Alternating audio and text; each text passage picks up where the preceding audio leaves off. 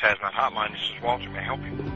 Hi, my name is Carlos Moreno. I wanted to give you an FYI notification on an incident that occurred offshore.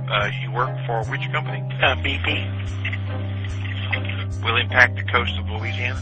No, we do not anticipate at this time any shoreline impact. I'm Tony Hayward. BP has taken full responsibility for cleaning up the spill in the Gulf. The boss of BP has claimed the oil spill in the Gulf of Mexico is relatively tiny compared with the size of the ocean. There's no one who wants this thing over more than I do. You know, I'd like my life back.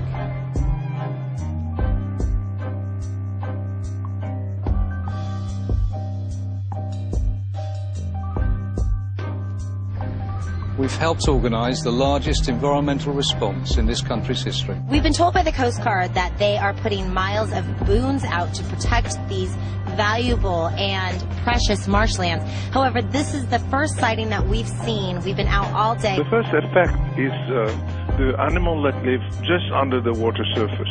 Fish eggs, all kind of little animals, that will be wiped out. When oil reaches the shore, thousands of people are ready to clean it up. Early Friday morning, hundreds of workers showed up to clean the beach at Grand Isle. Now some, including 2 Jefferson Parish Council members, accuse BP of staging the work in advance of President Obama's visit. So none of those workers who are out there today were hired yesterday? As far as I know, no. Continuing from Katrina, this is like part 2.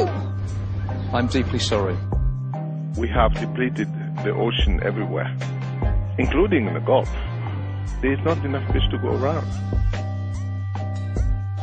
Just off the coast of Grand Isle, at one point, a large school of fish appeared, flapping in the water, many of the fish bumping into his boat, oblivious to the fact that it was there, the fish gasping for oxygen.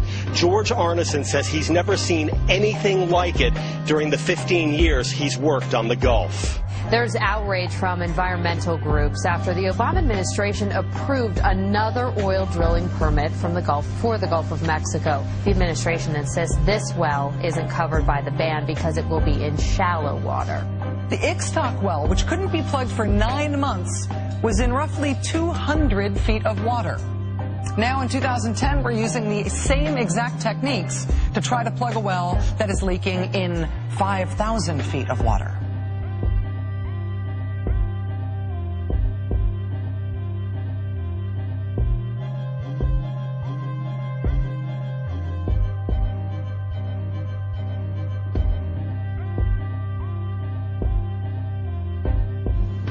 My job is to make sure that they are being held accountable. Clearer than ever how BP, with the apparent help of the U.S. Coast Guard, kept the public in the dark for weeks about just how bad things were beneath the surface. First of all, the Coast Guard is part of our armed services, and they're responsible for the coordinating along with the responsible party, in this case BP, to make sure that recovery efforts are top-notch. From where you are in Houma, you must look out over the marshlands to the south and east there and think if they make it past from the Gulf of Mexico, the open Gulf, into the marshlands of southeastern Louisiana, just to think of that very fragile ecosystem there it's really kind of mind-boggling. Absolutely, it would be very difficult to clean up, and there would be significant impact to the animals and the overall environment. I don't sit around just talking to experts because this is a college seminar.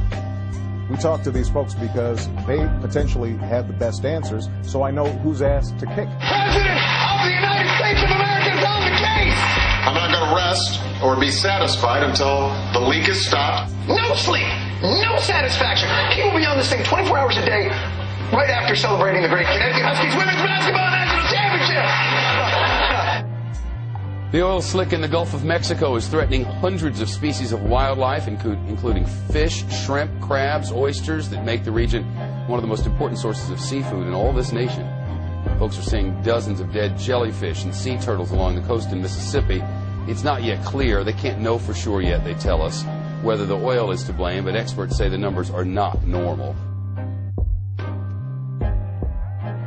We know it is our responsibility to keep you informed and do everything we can so this never happens again. Considering how big this has been, very little has got away from us. Here is something that has gotten away from BP. Its cover-up effort on the shores of the Gulf. When we tried to reach the beach, seen here and covered in oil, a boat of BP contractors with 2 Coast Guard officers on board told us to turn around under threat of arrest. This is BP, not ours. Journalists from multiple news organizations reporting that they have been blocked from taking photographs of dead animals on the beaches of the Gulf. These devastating pictures taken by Charlie Rydell of the Associated Press. In some cases, cops and local contractors who are blocking access and leading them away, telling them that they are acting on the orders of BP. In fact, the contract local boat operators signed before being hired by BP expressly forbids them from talking to the media. One contractor telling the New York Daily News they specifically informed us that they did not want these pictures of the dead animals. They know the ocean will wipe away most of the evidence. If only the ocean really could do that. Yeah, it's bad. There's a lot of oil that's starting to come to shore. Of course, a lot of the impact is still offshore and in the water, so it's a little out of sight, out of mind to people. But the oil that's starting to come to shore is extensive. And yeah, we were run off beaches and away from oiled inshore areas weeks ago by BP thugs and saying that they're operating on the orders of the Coast Guard or BP, and obviously they don't want the images on the evening news. But the wildlife impacts have been extensive.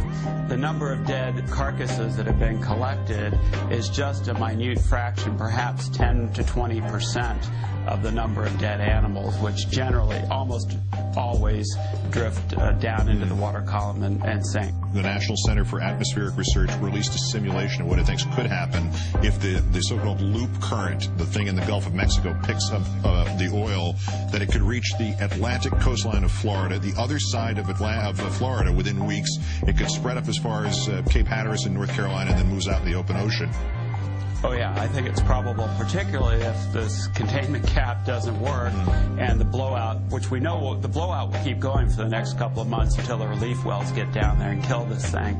So if the cap doesn't work, we're going to have 3 times the amount of oil in the Gulf of Mexico. We're just average people trying to do what we think is right. Outrage on the streets of New Orleans. Protesters gathered to rail against British Petroleum and the U.S. government over handling of the Gulf oil spill.